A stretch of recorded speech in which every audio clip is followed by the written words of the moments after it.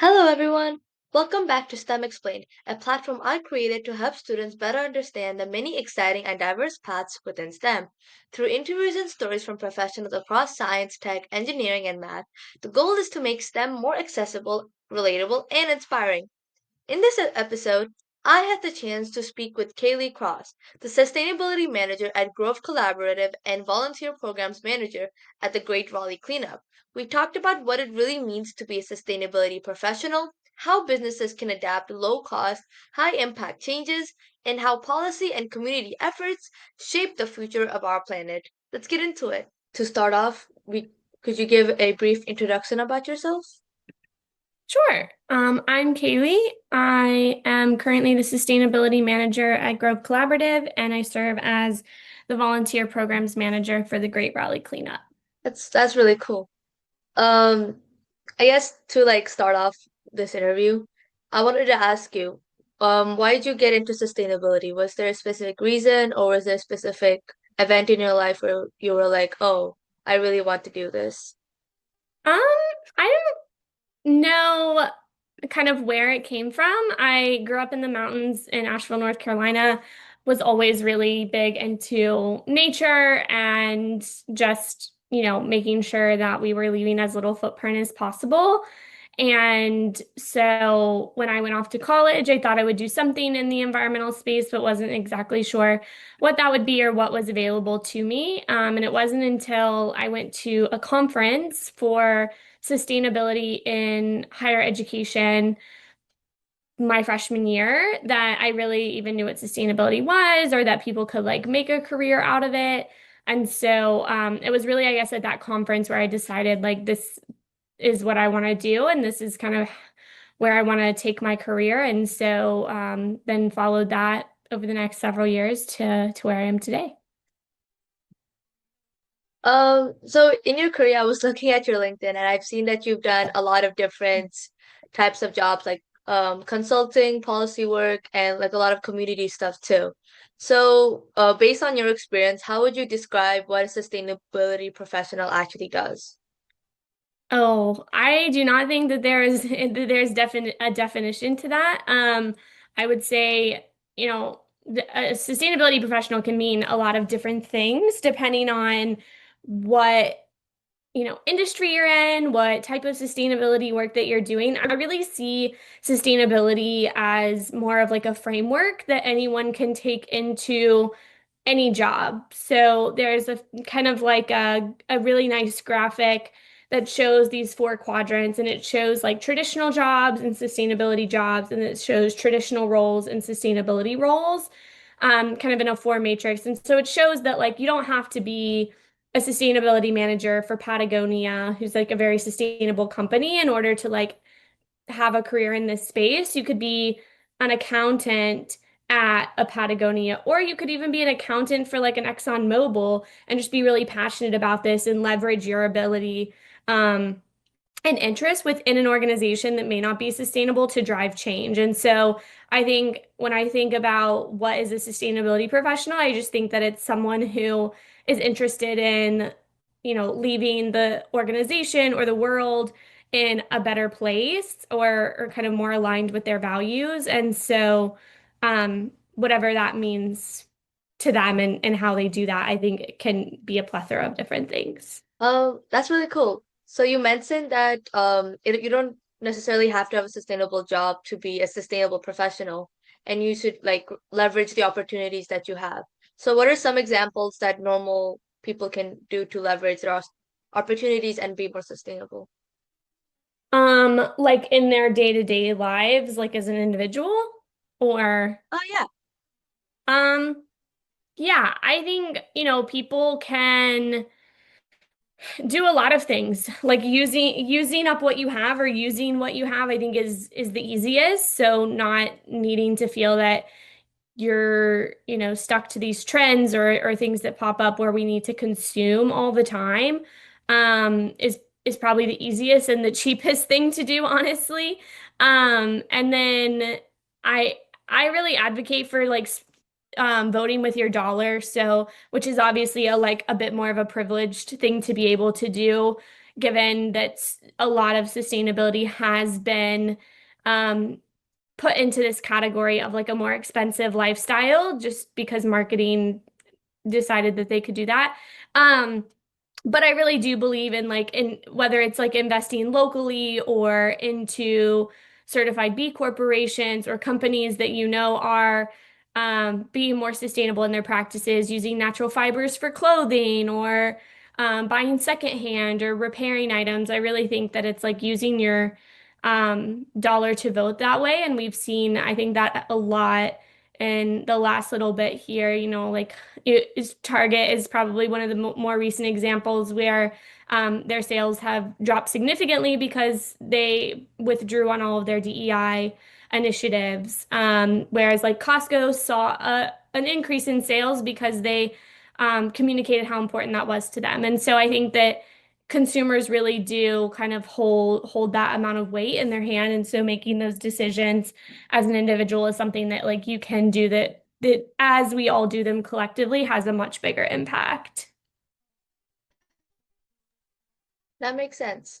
I don't know, I just wanted to mention when you said stuff about not giving into like trends. I just remember me scrolling through Instagram and like those Labubu trends, those weird dolls, and like people are buying so many of them. And I was just wondering, have you seen like an impact of like these trends on your job?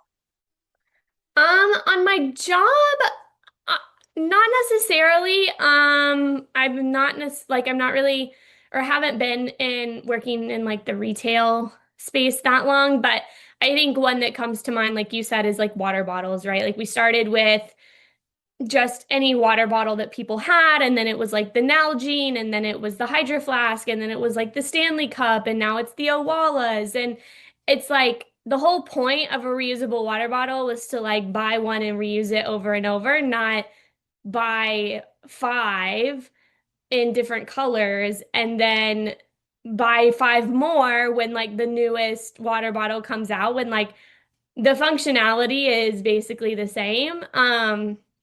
So I would say that's one that just like is super infuriating because it totally is just like a trend thing. Like no one cares what you're drinking your water out of. Like let's be honest here.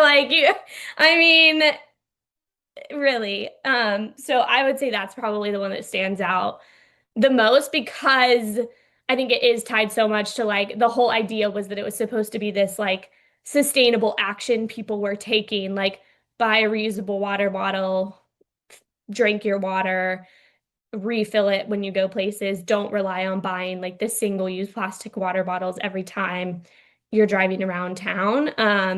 But now yeah, it's like people buy multiple a year, and I still have like my Hydro Flask from probably 10 years ago. And like I made the switch intentionally from like Nalgene to Hydro Flask because of like microplastics and not wanting to like drink out of a plastic water bottle. And so it was like, okay, like two in my adolescent adult life here feels reasonable. That's a completely accurate reason to shift from plastic to metal. Like we do not need like 10 plastic water bottles. I also kind of wanted to ask more about your career specifically. So I'm sure you worked on like a lot of projects and businesses. So you don't have to like name any names, of course, but could you name a really like a project that was recent or like stood out to you that you could describe to us? Yeah, I think a lot of sustainability related projects, some of it is driven by like regulatory requirements where companies are obligated to do certain actions because some policy says so somewhere. But others, I feel it really is almost caught by surprise sometimes. Like the solutions or projects that we end up working on can be more of like, oh, here's an opportunity for improvement, and thus like institute sustainable project here. And one time when I was working for a company there, excuse me, there was an opportunity like that that kind of arose where there was a lot of this product that they were selling, or well, actually, they weren't selling it. There was just a lot of product being produced. And maybe like the label was slightly off, or the printing had gotten kind of messed up, or something was like slightly off so that it couldn't be sold from like a compliance perspective when they do like evaluations of the end product before it hits the shelf. But the product itself was still perfectly good. So people could still use it, but it wouldn't look perfect. Kind of like the imperfect food kind of businesses now, where, because the apple has one bruise on it, it's not going to go to the shelf. Where now there's companies that are collecting a lot of that, and you can purchase it directly from them. And so then we're saving a lot of the waste that way. It's kind of similar to that, but with like a bunch of different types of like personal care products. And so we identified this by doing a waste audit. So we were evaluating kind of the waste that was coming in and out of this facility and realizing, oh, there's all this product that's perfectly good, but we can't sell it. And we're going to have to dispose of it because it has like an expiration date. And so one thing that we did instead was partnered with several local nonprofits in the area of that business, and started to donate some of those products to different organizations like food banks or soup kitchens or housing facilities, where they could then use those products and don't care what the label looks like. But because the product was still perfectly fine. And so I think that was like an opportunity where it was like, oh, if we had a process for, any product that wasn't sellable, similar to like the ugly produce market, where like we could then, give it to folks who don't care if the label is messed up, or we're not at risk of any kind of legal exposure by having the label slightly messed up in those cases, and making sure that it has a second home, or has a home before it's being thrown away. And I think that was just a really cool example to be like, it's really small process changes sometimes that could have like a big impact, where now, there's a process. And so none of this product is necessarily going to waste, or potentially going to waste, because someone knows, oh, okay, great. Like, let me call up our local food bank and see if they're in need of whatever this product might be, or know someone that is. And so I think that it's just a great example of like kind of how simple sometimes the solutions can be too. I think a lot of times sustainability solutions get like a bad rap for being expensive, or you really have to convince your leadership that this is going to be, this like huge undertaking, and it really is going to drive business. And sometimes it doesn't have to be super complex or complicated, and it's a really easy business case that's like, we could donate this, like build a good rapport in the community. It's, aligned with our values as a company, or we could throw it away, and like quite literally pay to throw it away, because when you're a private business, like you have to pay to dispose of stuff, because you don't have, it's not, I mean, well, actually, as citizens here in North Carolina, we also pay for our trash, but like they also have to pay for it, except it's usually much higher because it's a lot more trash. So it was kind of a win-win situation for everyone. I was gonna ask you. So, I mean, this solution seems like I wouldn't think of it firsthand for sure. So, how do you like, is there a process where you use to come up with these innovative solutions? And how do you determine if the solution is worth the expenditure in a business? Yeah, honestly, I think a lot of it is like trial and error, or like leveraging frameworks that are out there. There's so many people, companies, municipalities that have tried some of these, pilot programs or full-on projects in sustainable solutions. And so there's so many good examples to like pull from. And some of it is just like, I don't know. In that example, I don't want to say it was like common sense, but it was kind of like, what would I do if I had a lot of excess things I wanted to get rid of? And I think like, oh, well, like I usually donate it to, or give it away to someone else who wants it. And so it's like, okay, well, can we just like do that, but at a larger scale? Um, but again, there's a lot of examples that I think we've pulled from for different programs over the years. And there's companies that have done a lot of like pre-competitive work too, where they're working with their competitors to kind of mutually find certain solutions that solve their problems together. And I think that's a really great way to like brainstorm with other professionals around similar challenges that you might be facing to scale solutions faster. I think a great example of this is um, Colgate, um, Palmolive, I guess, but like Colgate, the toothpaste company, worked pretty competitively with some folks to, I guess Crest actually, maybe their competitors like Crest, I think, work together to basically design like a recyclable toothpaste tube. And so it was like, all of these folks from both of these competing companies were like, we ultimately want this vessel for what our toothpaste comes in to be recyclable regardless of who's selling it. And so can we work together, with their engineers or their product teams and packaging teams to find that? And I think they were pretty successful in being able to like co-design a toothpaste tube that's now pretty recyclable across the United States. And so I think that's probably um, the best. And then what was the second part of your question? Sorry, I think I missed that. Actually, I don't remember because I was paying attention to you. Okay, sorry.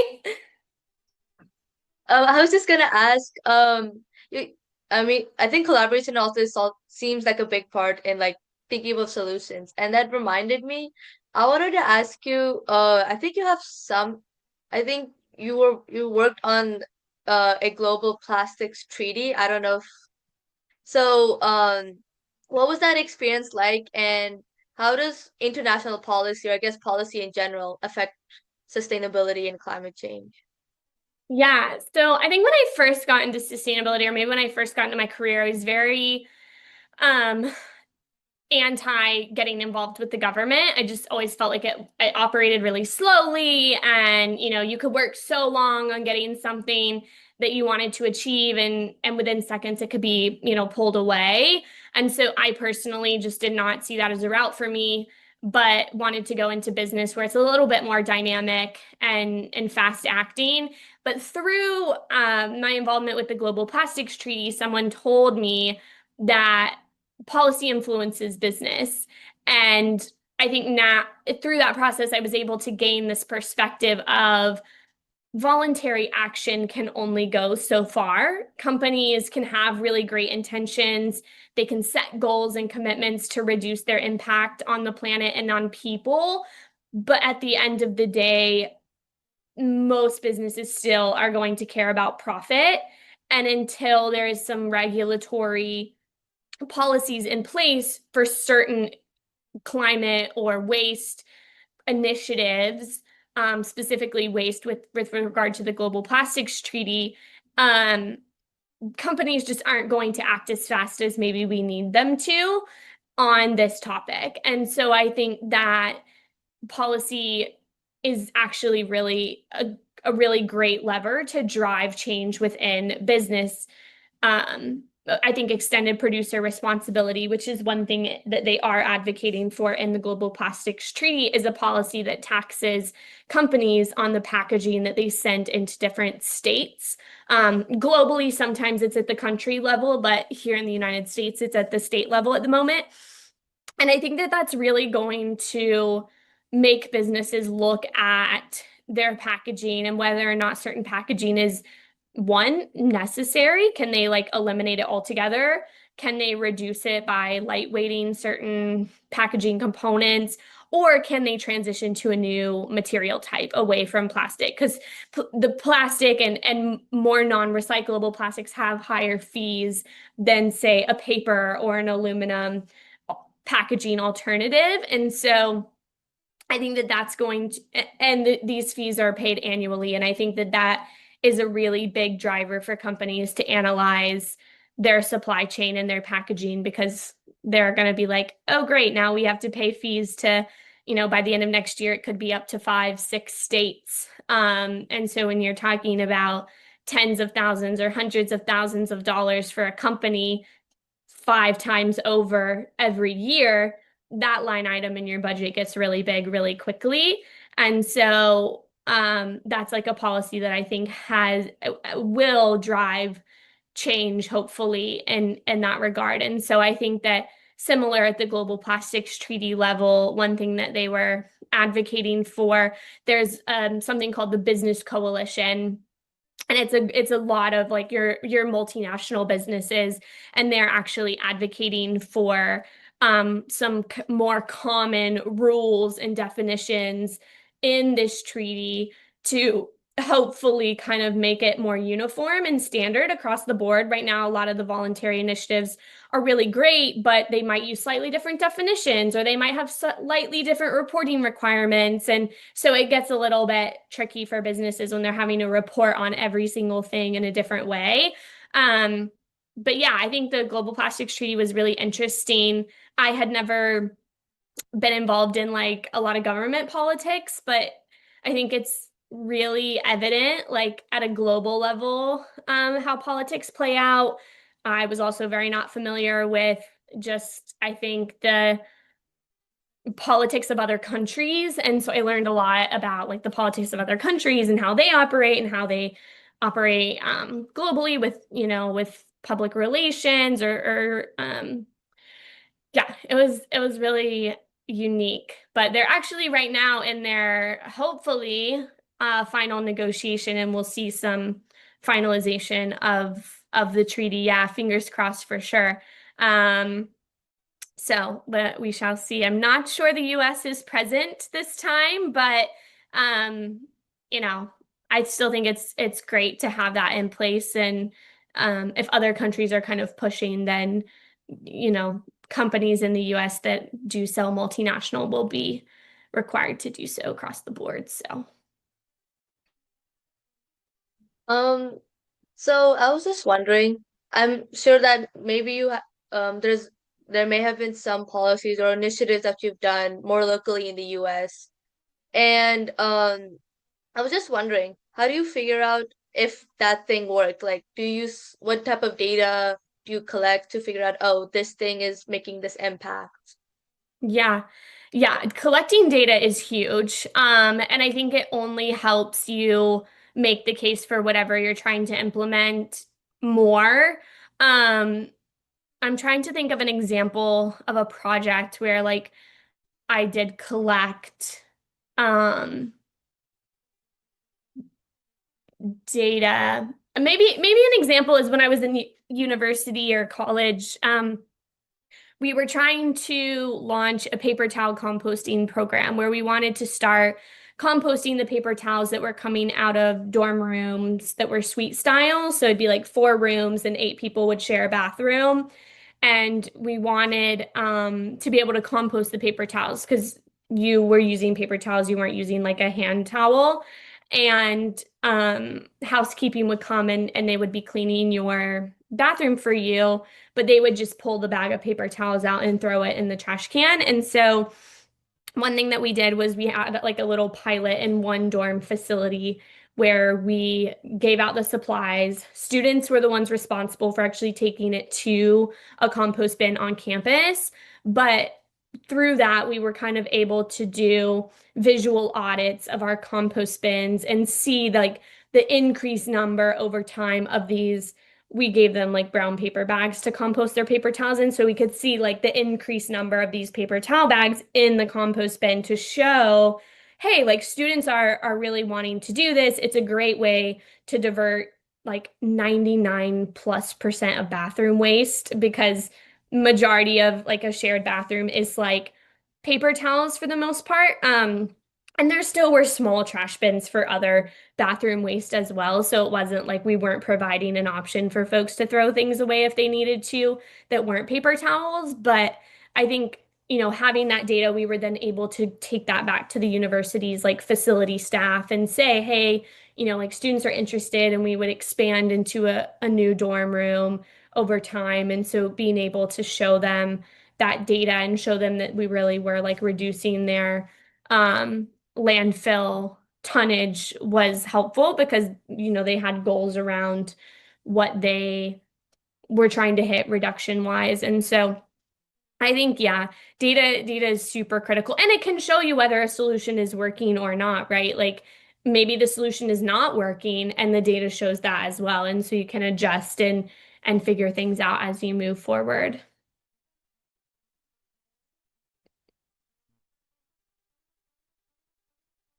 Okay, I'm sorry, my mic just wasn't working. Um, so I mean, you just gave us one really good example of like a program or type of initiative that you did. So I think I was just again looking at your LinkedIn, and I remember seeing stuff about a lot of schools and nonprofits. So how do you like go about building programs for those? Are there like any things that you figured out that, oh, this works really well if I'm doing this? Um, with regard to schools, I think just like being present and having conversations with young people is great. It's a great way to, allow them to see that there are solutions for some of the challenges out there, and that they really are probably the most innovative and creative people of our time at the moment. And so like they play a huge role in doing this, and that there are people that are out there that like will support them in trying to do this work as well. I think growing up, I always felt that when we would talk about the challenges of the world when I was a child and adolescent, a lot of times folks would be like, well, it's on your generation to like fix everything that's wrong. And it felt really daunting and really, I think, like lonely, to feel that I was going to need to save the world, and all of the challenges that it was facing at the time. And so I think that like mitigating some of that by saying, like, yes, we do need young people, but we need everyone, and we like have to do it together and support one another. And we need a lot of diverse and different opinions and backgrounds and innovations and solutions to be able to get there because yeah, again, so much of it is just like trial and error. So I think that is important and I think showing kids to like with the local nonprofit that I work with, the Great Raleigh Cleanup, I think what's really cool to see when we take kids out into the community to pick up litter is just, like kind of their surprise to like why would someone do this? And sometimes it opens the opportunity to have a discussion about like, well, yes, there are people out there that just throw stuff out their window or on the ground, unfortunately. But I would say that that is a very small percentage of people compare or the percentage of the litter problem. Um, and so it opens opportunity to talk about like, oh, well, you have a trash can that, someone takes out and then they roll it to the end of their curb and a truck drives by and takes it somewhere else to be stored or burned or whatever. And not everyone has access to that. And so, what would you do with your trash if you didn't have a trash can and a trash service? Like, and I think that like you really start to see the wheels spin of like, oh yeah, I guess they really didn't have a choice. So like, how can we solve that? Oh, okay, can we give them a trash can? We're working on a project right now with some NC State researchers who are kind of doing this for some bus stops and area within the community. And so a lot of the discussion has been like, oh, well, why are bus stops so littered? And if you go to a bus stop, the trash cans tend to be fairly small. The opening to throw stuff away is pretty small, which makes it difficult to like actually get your trash in the trash can.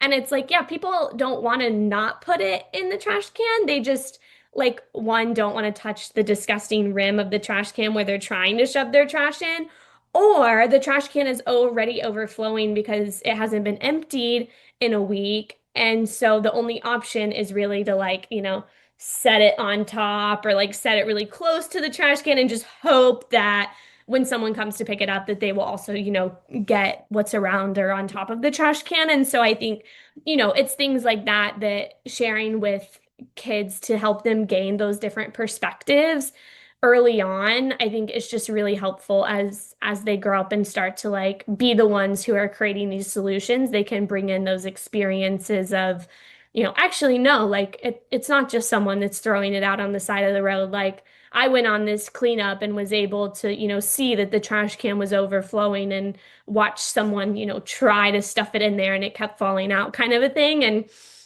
I think it's just really cool to see. And like also speaking from experience, I think kids have so much influence. Like when I think maybe what started all of this for me was a teacher in third grade was very passionate about the environment and like biodiversity and wildlife. And it was around the time that styrofoam had become so big. Like I remember quite literally our schools were using the reusable, metal or plastic trays that they would then wash and reuse. And they quite literally at that time in my life had shifted to like the little teeny styrofoam trays that then we were like eating off of and environment. But two, like talk about terrible experience. Like it was so small and they tried to put so much on it. It was so heavy. Like it was literally you were asking to have food all over the cafeteria because it was not designed well. But I remember this teacher like showing us how styrofoam was impacting the environment and wildlife. And I immediately had gone home and was like, we can never buy styrofoam again. Like, plastic is terrible.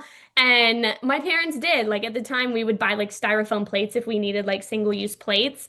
And then my parents were like, okay, we'll buy the paper ones instead of the styrofoam. And I was like, okay, that's good. And I think that like seeing that with kids is cool to be like, okay, they really do have a lot of influence sometimes over maybe, generations above them who aren't as nimble with their ability to change or like whether that be their thoughts and opinions or that be like their behaviors. So I think, yeah, they're just it's super important to kind of like start those conversations early. I mean, now that I'm thinking about it, I have seen those overfilled trash cans. So I think that's most likely a reason why there's the litter that is. And yeah, um, I guess to um end the discussion a bit, could you give me and I guess the viewers out there one piece of advice you'd give to any student who's passionate about environmental issues? Yeah. So I think I'll focus a little bit more on like one piece of advice I would give any student. Um, Regardless if you're passionate about this topic or not, hopefully you are.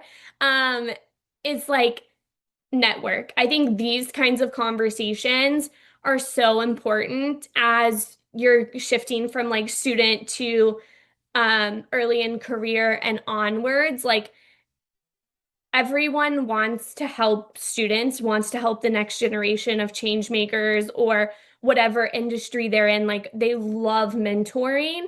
And so I think like reaching out to people, asking to set up like like a coffee chat and just learn more. Um, is such a great way to figure out like one like really what you're interested in. I think it wasn't until I was in graduate school that I found that like sustainable business is ultimately where I wanted to be and I really liked the consumer goods retail space. Um and it was just through like lots of conversations and lots of school projects and things like that that I kind of learned what I liked and also more importantly what I didn't like. And I think that these kinds of conversations are really helpful for that. When I talk to students that are in college or even in high school, often what I say is like, do you like start with really simple questions? Like, do you want to spend most of your working day inside or outside? Like within sustainability, you can do so much. Like I have friends that are out in the field doing more environmental like research work. Um, but their job is outside, whether it's 100 degrees outside or it's 0 degrees outside. And but they love it and like that they want to be outside.